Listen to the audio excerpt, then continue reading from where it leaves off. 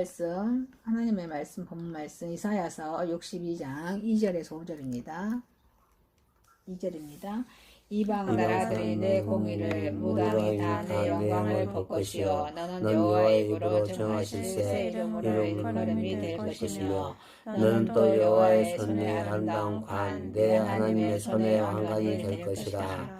다시는 너를 버림받은 자라 부르지 아니하며 다시는 내 땅을 황무지라 부르지 아니하고 오직 너를 헵시바라 하며 내 땅을 황무지라 부르지 아니하고 오직 너를 헵시바라 하며 내 땅을 뿔라라 하리니 이는 여호와께서 너를 기뻐하실 것이며 내 땅이 결혼한 것처럼 될 것입니다. 마치 청년이 처녀와 결혼한 같이 내 아들들이 너를 취하겠고 신랑이 신부를 기뻐함 같이 내 하나님이 너를 기뻐하시리라. 아멘. 요한복음 2장 1절에서 12장입니다. 1절입니다. 사흘째 되던 날 갈릴리 가나에 혼례가 있어 예수의 어머니도 거기 계시고 예수와 그 제자들도 혼례의 청함을 받았더니 포도주가 떨어진지라. 예수의 어머니가 예수에게 이르되 저들에게 포도주가 없다 하니 예수께서 이르시되 여자여 나와 무슨 상관이 있나이까 내 때가 아직 이르지 아니하였나이다. 그의 어머니가 아이들에게 이르되 너에게 무슨 말씀하시는지 그대로 하라 하시니라. 거기에 유대인의 정결을 따라 두세 통도 나무를 여섯이 놓이는지라. 예수께서 그들에게 이르시되 항아리에 물을 채우라 하신즉 아기까지 채우니 이제는 떠서 여에게는 갖다 주라 하시매 갖다 주었더니 연회장은 물로 포도주를 맛보고도 어디서 났는지 알지 못하되 물동은 하인들은 알더라. 연회장이 신랑을 불러 말하되 사람마다 먼저 좋은 포도주를 채우느니 낮은 것을 내거늘 그대는 지금까지 좋은 포도주를 주었도다 하니라. 예수께서 이 첫 표적을 갈릴리 가나에서 행하여 그의 영광을 나타내시매 제자들이 그를 믿느니라. 그 후에 예수께서 그 어머니와 형제들과 제자들과 함께 가버나움으로 내려가셨으나 거기에 여러 날 계시지는 아니하시니라. 아멘. 고린도전서 12장 4절에서 11절입니다. 4절입니다. 은사는 여러 가지나 성령은 같고 직분은 여러 가지나 주는 같으며 또 사역은 여러 가지나 모든 것을 모든 사람 가운데서 이루신 하나님은 같으니 각 사람에게 성령을 나타내심을 유익하게 하려 하시니라. 어떤 사람에게는 성령으로 말미암아 지혜의 말씀을, 어떤 사람에게는 같은 성령을 따라 지식의 말씀을, 다른 사람에게는 같은 성령으로 믿음을, 어떤 사람에게는 한 성령으로 병 고치는 은사를, 어떤 사람에게는 행위의 행함을, 어떤 사람에게는 예언함을, 어떤 사람에게는 영들 분별함을, 어떤 사람에게는 각종 방언을 말함을, 어떤 사람에게는 방언들 통역함을 주시나니 이 모든 일은 같은 한 성령이 행하사 그의 뜻대로 각 사람에게 나누어 주시는 것입니다. 아멘. 하나님의 말씀 이사야서 62장 2절에서 5절, 요한복음 2장 1절에서 12절, 고린도전서 12장 4절에서 11절 말씀으로 제목을 시온을 회복하신 하나님, 시온을 회복하신 하나님이라는 제목으로 은혜를 받고자 하겠습니다. 첫 번째, 시온을 회복하신 하나님입니다. 시온을 회복하신 하나님입니다. 자, 남유다는 북이스라엘과 남유다는 아니죠. 남유다가 바벨론에 BC 후 예수님 오시기 전에 586년에 멸망합니다. 이 유다는 이 범죄로 인해서 하나님께 너무도 큰 징계를 받았습니다. 자, 여러분, 우리 사람도 사람 가정이 만약 깨어져도 만약 가정이 깨어진다면 엄청나게 큰 상처를 입을 것입니다. 그런데 이 남유다는 나라가 깨어지는 그런 상처를 입은 것입니다. 그뿐 아니라 그 남유다는 민족적으로도 종으로 잡혀갔습니다. 과거에 그 남유다는 조상된 자원에서 그리고 그 용숭한 그 두텁게 존중한 그런 대접을 받으면서 애굽에 내려갔습니다. 그런데도 그때에도 결국은 그 종이 되었습니다. 그런데 그 유다는 처음부터 종으로 잡혀간 것입니다. 그러나 하나님은 역시 그런 이스라엘의 하나님이십니다. 하나님께서는 당신의 종을 통하여서 비록 자기들의 죄 때문이지만 시리아와 그런 좌절에 빠진 그런 유다 백성들에게 위로와 용기를 주십니다. 미래에 관한 소망과 약속을 주십니다. 시온을 회복하신 하나님이십니다. 자, 중단되는 그런 하나님의 침묵입니다. 나의 시온의 공의를 빛같이 예루살렘의 구원의 햇불같이 나타내도록 시온을 위하여 잠잠하지 아니하며. 이 과거로부터 이제까지 하나님의 공의는 침묵하였습니다. 바벨론들이 유다를 침공하여서 그런 성전을 파괴하고 또 보물과 금기명, 그 금으로 만든 성전의 성물들을 금기명이라 합니다. 그런 보물과 금기명을 그 바벨론에서 이렇게 도둑질할 때 하나님의 공의는 잠잠하였습니다. 그 유다의 방백과 용사와 공장을 잡아갈 때에도 하나님의 공의는 움직이지 아니하였습니다. 그러나 이것은 하나님의 침묵을 의미하지는 않습니다. 그 하나님의 공의가 사라졌음을 의미하지 않습니다. 오히려 이것은 하나님의 공의를 세우심을 의미합니다. 하나님께서는 이 바벨론의 그런 불의를 묵인함으로써 유다의 불의를 벌하시고 공의를 세우셨던 것입니다. 그러나 이러한 하나님의 침묵은 유다 백성들의 고난을 통하여서 충분히 죄를 깨달음으로써 끝이 납니다. 하나님께서는 자기의 죄를 깨닫고 회개하는 자에게는 더 이상 공의의 하나님이 아니십니다. 사랑의 하나님이 되십니다. 용서의 하나님이 되신다고 요한일서 1장 9절에 말씀해주고 계십니다. 더 이상 하나님께서는 바벨론의 불의에 대해서 침묵하지 아니하시겠다고 말씀하십니다. 유다를 벌했던 것처럼 그와 똑같이 바벨론을 벌하시는 하나님이십니다. 시온을 회복하신 하나님이십니다. 시작되는 그런 해산의 수고입니다. 그래서 시편 121편 4절에 예루살렘을 위하여 쉬지 아니할 것인즉 이스라엘을 지키시는 자는 졸지도 아니하시고 주무시도 아니하시더라 라고 말씀하십니다. 여기에서 쉬다의 그런 반대는 일하다입니다. 그래서 이스라엘의 하나님은 일하시는 하나님이십니다. 일한다는 것은 매우 좋은 일입니다. 일을 함으로써 우리 인간은 자아실현도 하고 자기 존재를 인정받기도 합니다. 이처럼 일한다는 것은 매우 긍정적인 것입니다. 그러나 일하면서 쉬지 않을 때, 즉 쉼이 없이 일만 할 때 일은 부정적입니다. 그것은 즐거움이 아니라 고통입니다. 그런데 하나님께서는 쉼 없이 유다를 위해 일만 하신다는 것입니다. 이는 유다를 위한 하나님의 노력과 수고를 의미합니다. 유다가 자기를 보호하고 하나님의 백성다운 인격을 완성한다는 것은 사실 유다의 일입니다. 이를 위해서 유다가 노력하고 수고해야 합니다. 그러나 이미 유다는 한번 어쨌습니까? 실패함으로써 자신의 일을 할 수 없음을 판명났습니다. 그러므로 하나님이 하시겠다는 것입니다. 이것은 오늘날 모든 저와 여러분에게도 그대로 적용되고 있습니다. 따라서 오늘 우리가 하나님의 자녀가 되고 그리스도의 형상을 이루는 것은 하나님의 일입니다. 그래서 사도 바울은 고린도전서 15장 10절에 나의 나 된 것은 하나님의 은혜로 된 것이니 이렇게 말씀하고 있습니다. 시온을 회복하신 하나님이십니다. 시온을 회복하신 하나님은 새 이름 또 앱시바와 폴라입니다.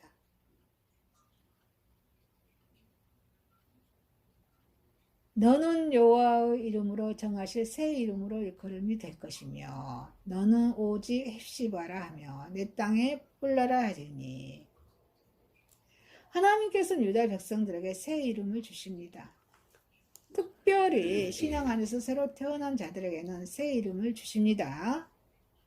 아브라함에게는 어떻게 해요? 아브라함. 창세기 17장 5절에 있죠. 또 야곱에게는 이스라엘.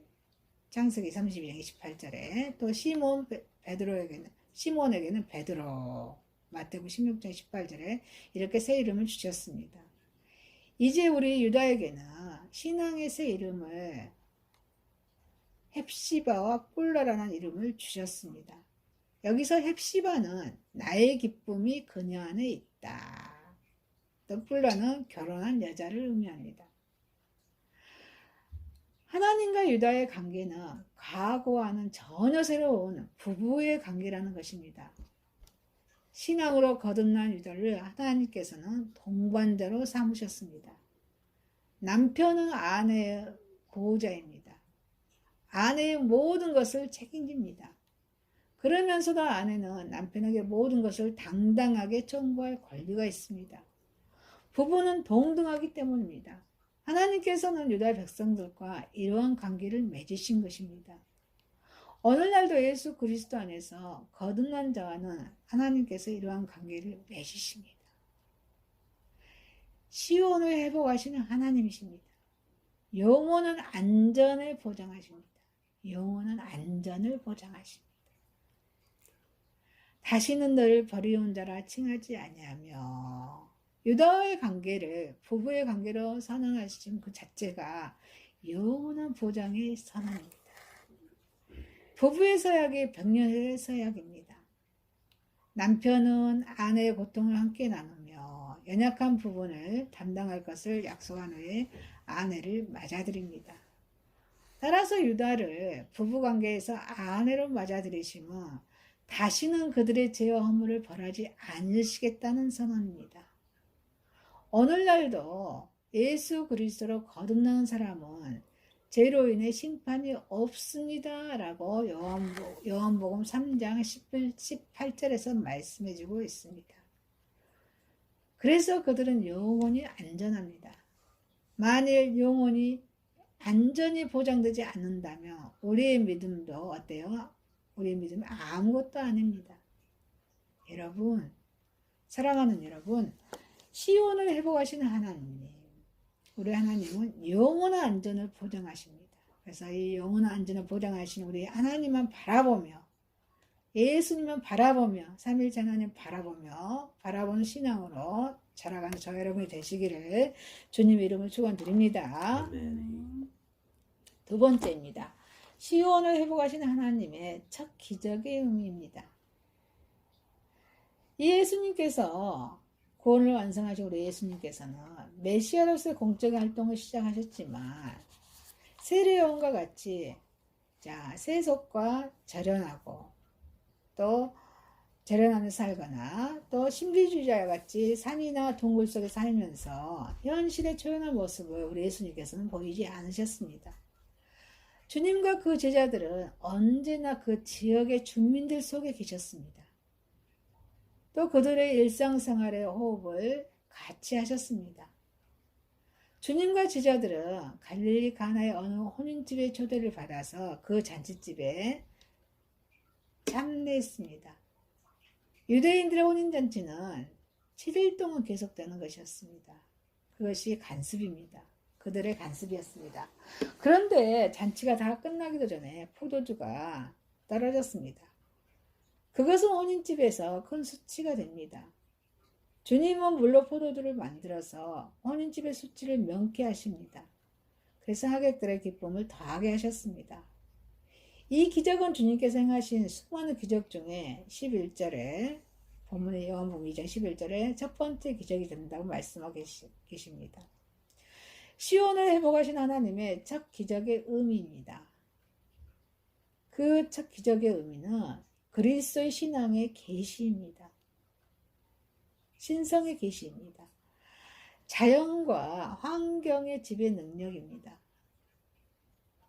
그래서 8, 9절에 이제는 떠나 연회장에게 갖다 주라 하심에 갖다 주었더니 연회장은 물로 된 포도주를 맛보고 어디서 났는지 알지 못하되 물돈 하인들은 알더라 말씀하고 계십니다.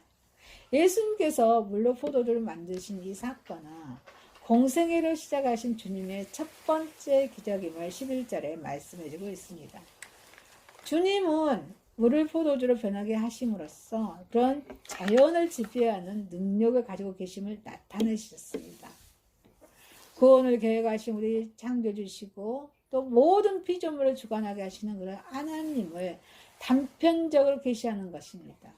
그래서 포도나무를 만드신 분이 포도주를 만들 수 있다는 것은 너무도 당연한 일을 할 수 있습니다.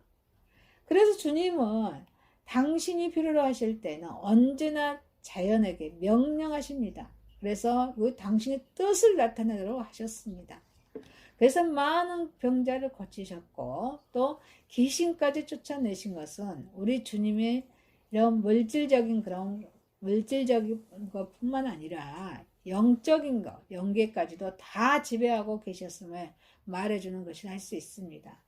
그래서 주님은 자연계나 영계나 그리고 우리 인간의 생활 환경까지도 지배하신 분이십니다.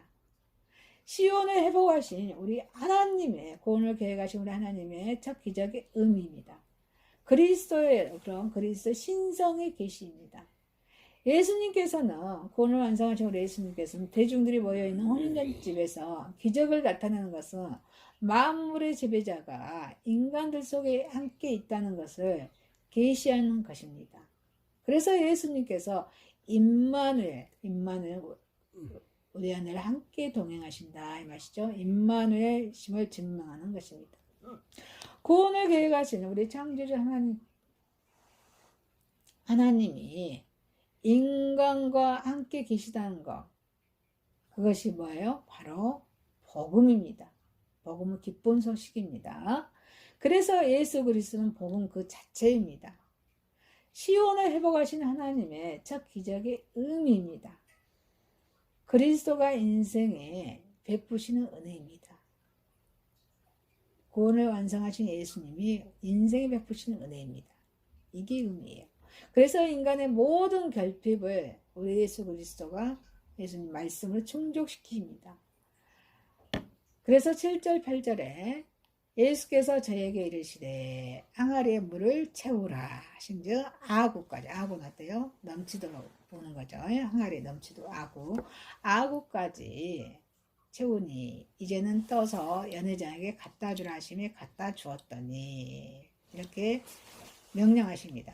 그래서 혼인잔치집에 포도주가 떨어졌다는 것은 혼인의 기쁨이나 축하의 기쁨을 어때요? 파국으로 몰고 가는 그런 요인이 작용합니다. 그것은 혼인집에 큰 수치가 됩니다. 그래서 하객들의 축복을 저주로 변하게 할 수 있는 그 위험을 대표하고 있습니다. 그것은 혼인집에 있어서는 안 될 일입니다. 그러나 우리 예수님께서는 구원을 완성하신 우리 예수님께서는 물로 포도주를 만드심으로써 그런 혼인집과 하객들의 모두에게 기쁨을 더하게 하셨습니다. 절망적이고 파국적인 상황을 기쁨과 행복으로 바꿔놓으셨던 것입니다. 예수님은 그 예수님의 은혜는 누룩과 같이 모든 것을 변화시켜 결핍된 것을 충족시킵니다. 시온을 회복하신 우리 하나님의 첫 기적의 의미입니다. 그리스도의 사역의 목적을 봅시다. 그 목적이 무엇일까요? 하나님의 영광을 나타내기 위해였습니다. 하나님의 영광을 나타내기 위해 11절에 예수님께서 이 처음 표적을 갈릴리 가나에서 행하여 그 영광을 나타내시네. 하나님의 영광을 나타내기 위함입니다. 하나님의 영광은 인간의 삶 속에서 하나님의 뜻이 성취되었을 때, 완성되었을 때 나타납니다. 인간의 삶을 의미 있게 하고 긍정적이면 희망적이게 함으로써 영광을 나타냅니다. 구원을 완성하신 우리 예수님께서는 인간의 혼인제를 인정하시고 물로 포도주를 만드심으로써 그 혼인을 축복하셨습니다. 자, 시온을 행복하신 우리 하나님의 첫 기적의 의미입니다. 자, 우리 인간들에게 믿음을 주기 위해서입니다. 믿음을 주기, 하나님의 영광을 위해서 주기 위하고 또 믿음을 주기 위해서 이합니다. 11절에 그 영광을 나타내시며 제자들이 그를 믿은지라. 믿음을 주기 위해서 나타나고 있습니다. 예수님께서 베푸신 첫 기적은 제자들의 믿음을 확고히 하는데 유효했습니다. 물 항아리가 포도주 항아리로 변한 것은 기적입니다. 그래서 이 기적은 큰 믿음, 위대한 믿음을 낳습니다. 그리고 믿음은 또 놀라운 기적을 낳습니다. 여러분, 사랑하는 여러분, 시온을 회복하신 그런 하나님의 첫 기적을 누리면서 첫 기적을 우리는 누려야 합니다. 우리의 기적은 생활에서 나타나고 있습니다. 이 기적을 누리면서 하나님 아버지께 영광을 올려드리고 믿음이 쏙쏙 자라가는 저 여러분이 되시기를 주님의 이름으로 축원드립니다. 아멘. 세 번째입니다. 시온을 회복하신 하나님의 은사와 목적입니다. 시온을 회복하신 하나님의 은사와 목적입니다. 이 고린도 교회에 문제가 생겼을 때 이 고린도전서 12장은 성령의 은사에 대한 일반적인 원리를 밝히는 그런 내용입니다. 사도 바울은 여기에서 먼저 성령 은사를 그런 원칙을 말합니다. 그래서 예수를 주로 알고 모시는데 유익하게 하려는 것이라고 하였습니다. 성령의 은사는 말하자면 예수님을 주님으로 바로 알고 믿도록 하는 것이 진실한 것이고 그렇지 못하면 허위라는 뜻입니다. 예수님은 하나님이시죠. 예수님은 죄가 없으신 분입니다. 그래서 바울은 은사를 각 사람에게 주시는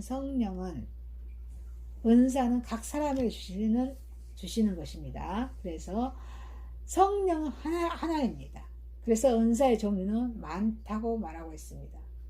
자, 은사의 종류를 봅시다. 여러 가지가 있습니다. 지혜의 말씀, 지식의 말씀, 믿음, 병 고침, 능력, 예언, 영들 분별하는 것, 방언 통용하는 것, 여러 가지가 은사가 있습니다. 여러분의 각자 은사가 또 다 있습니다. 그렇죠? 그래서 바울은 그 다양한 은사들을 한 몸의 지체를 범으로써 다양성 속에 일치를 논하고 있습니다. 그래서 교회의 봉사에 적용시킴으로써 그 교회의 질서, 또 교회의 질서, 교회의 건덕을 위해서 은사는 사용할 것을 강조하고 있습니다. 여러분의 은사들을 교회의 교회는 흩어지는 교회와 모이는 교회가 있다겠죠. 우리는 흩어지는 교회에서 더 주님의 사랑을 나타내야 한다고 하고 있습니다. 교회의 교회의 질서를 나타나기 위해서 이렇게 하나님은 그거를 강조하고 있다는 것, 바울도 강조하고 있음을 나타나고 있습니다. 그래서 하나님의 교회에 있어서 은사의 사용 표준을 제시한 것입니다. 고린도 교회 이후 오고 오는 이런 세대에 모든 세계 교회가 그 표준을 따라 은사의 문제를 해결해 왔습니다. 자, 시온을 회복하신 하나님의 은사의 목적입니다. 그 은사의 목적, 우리 하나님의 그 은사의 목적은 무엇일까요? 성령의 은사의 목적은 예수님을 주로 고백하는 데 있습니다. 아멘? 아멘이십니까? 예수님을 주로 고백하는 데 있습니다. 이 은사를 잘 활용하여서 교회의 덕과 또 교회의 그런 질서를 유지하는 데 있어서 예수님을 주로 고백하는 데 있다는 목적이 있다는 것입니다. 그러므로 3절에 그러므로 내가 너에게 알게 하노니 하나님의 영으로 말하는 자는 누구든지 예수를 저주할 자가 자라 하지 아니하고 또 성령으로 아니하고 누구든지 예수를 주시라 할 수 없느니라. 성령으로 아니하고는 예수를 주라 할 수 없느니라. 성령의 은사는 예수를 주시라는 고백을 그런 길되고 일치되게 하는데 그런 데 있습니다. 예수님을 주라 하는 데 있습니다. 그 활동의 양상 각각 다른 것입니다. 이 다양성은 한 목적을 향해서 조화됨으로써 일치성을 이루는 것입니다. 그러면 그런 성령의 목적이란 무엇일까요? 예수님은 메시아라는 것을 초대교회 신앙 고백했습니다. 예수님은 메시아입니다. 자, 사도행전 2장에 오순절 그런 성령 세례가 있고 난 후에 베드로의 소개에서도 사도행전 2장 36절에 그렇습니다. 너희가 십자가에 못 박은 이 예수를 하나님이 주와 그리스도가 되게 하셨느니라. 이렇게 설교합니다. 또 사도 바울은 로마서 10장 9절에 내가 만일 예수로 주로 시인하며 내 마음에 믿으면 구원을 얻으리라. 예수를 마음에 믿으면 구원을 얻는다고 이렇게 말씀하고 있습니다. 그래서 모든 은사는 예수님을 주님으로 알고 모시며 고백하도록 하기 위해서 하나님이 주신 선물입니다. 아니십니까? 그래서 그 분량을 따라서 주신 은사를 잘 간수하고 활용하여서 예수를 선포하고 생활로 나타내고 전파하는 데 사용되어야 될 줄 믿습니다. 자, 시온을 회복하신 하나님의 은사의 목적입니다. 또 그 은사의 목적은 은사는 여러 가지나 성령은 같습니다. 은사는 여러 가지예요. 그렇지만 성령은 하나 여러 가지다 같다 이 말이에요. 한 분이시다 이 말이에요. 6절에 또 역사는 여러 가지, 은사는 여러 가지나 모든 것을 모든 사람 가운데 역사하신 하나님은 같다라고 말씀하고 있습니다. 성령이 각자의 그릇에 따라 나누어 주시는 은사는 각각 다르나 그 은사를 주시는 성령은 오직 한 분이십니다. 주께서 주시는 직임은 각각 다르나 그 직임을 주시는 분은 한 분이십니다. 하나님께서 맡기신 역사는 각각 다르나 그 모든 사람들의 달란트를 통해서 역사하신 하나님은 한 분이십니다. 여기에 삼위일체 하나님이 역사하고 계십니다. 구원을 계획하신 하나님과 구원을 완성하신 예수님과 우리를 인도의 구원으로 인도하신 성령님의 그런 삼위일체 하나님께서 하나님의 역사가 있습니다. 그래서 성령은 주님이시고 주님은 직임을 주시며 하나님은 역사를 맡기시는 것입니다. 그러나 이 삼위 하나님이 하나인 것처럼 각각의 다양한 은사도 결과도 일치로 나타나야 한다는 것입니다.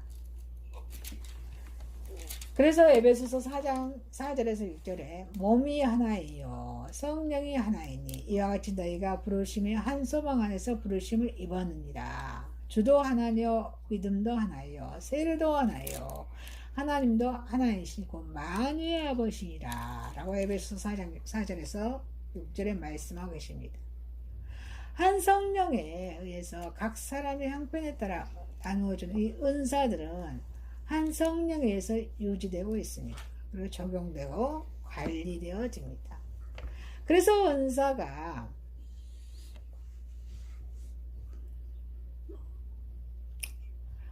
오용되거나 남용될 때 하나님의 은사를 하나님 어때요? 이 은사를 거두어 가십니다. 그것을 거두어 가시간 또 그것을 은사를 바로잡기도 하십니다. 그래서 은사는 어디까지나 직임이나 역사를 감당함에 있어 원동력이 되는 것입니다. 그 기능은 봉사를 위한 것임을 알 수 있습니다. 아니십니까? 봉사예요. 봉사는 어때요? 아낌없이 주는 것이죠. 봉사하는 것에 우리 인사가 있다는 것입니다. 그래서 시온을 회복하신 우리 하나님의 은사의 목적입니다. 자, 또 다른 목적은 은사는 믿음의 유익을 위한 것이라고 말씀하고 있습니다. 믿음의 유익을 위한 것이다. 7절에 각 사람에게 성령의 나타남을 주심은 유익하게 하려 하십니다. 각 성령의 나타남을 주심은 유익하게 하십니다. 성령님께서는 각 사람에게 은사를 주신 목적은 각 사람을 유익하게 하고 나아가 교회 전체를 유익하게 하는 데 있다라고 말씀하고 계십니다. 그래서 은사를 개인의 믿음의 허영과 자랑거를 주신 것은 아닙니다. 허영이나 자랑거를 주신 것은 아닙니다. 그런데 어떤 사람은 방언받은 것을 자랑하는 사람이 있습니다. 방언받지 못한 사람을 업신여기고 멸시하는 사람도 있습니다. 이는 성령을 모독하는 행위입니다. 왜냐하면 그는 교회의 덕을 세우기 위해서 주신 은혜를 자기 자랑의 기회를 삼고 남을 멸시하는 기회로 삼았기 때문입니다. 이는 하나님께서 주신 은사를 잘 간수하는 행위가 아닙니다. 그래서 은사의 목적을 제대로 이해한 행위가 아닙니다. 우리 각자가 받은 은사를 잘 간수해야 합니다. 그래서 하나님의 뜻에 합당하게 그런 사용하려면 그 은사를 주신 성령의 뜻대로 각자의 믿음과 교회의 유익을 위해서 사용되어야 될 줄 믿습니다.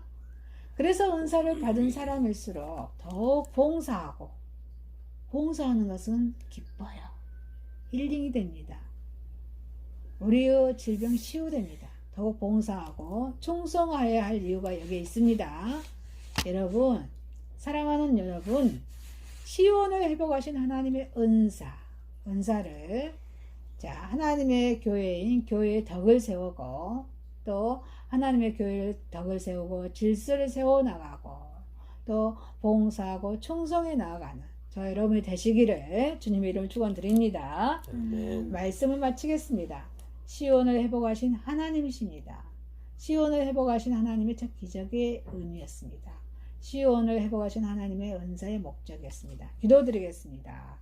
시온을 회복하신 하나님 아버지, 하나님의 기적을 순간순간마다 삶의 처소에서, 생활에서, 가정에서, 사업장에서 늘 체험하며 감사하게 하시고 우리에게 주신 은사를 하나님의 교회의 덕에 또 덕을 세워가며 질서를 세워가며 봉사하며 충성하며 나아갈 수 있도록 인도하여 주옵소서. 예수님의 이름으로 기도드리옵나이다. 아멘.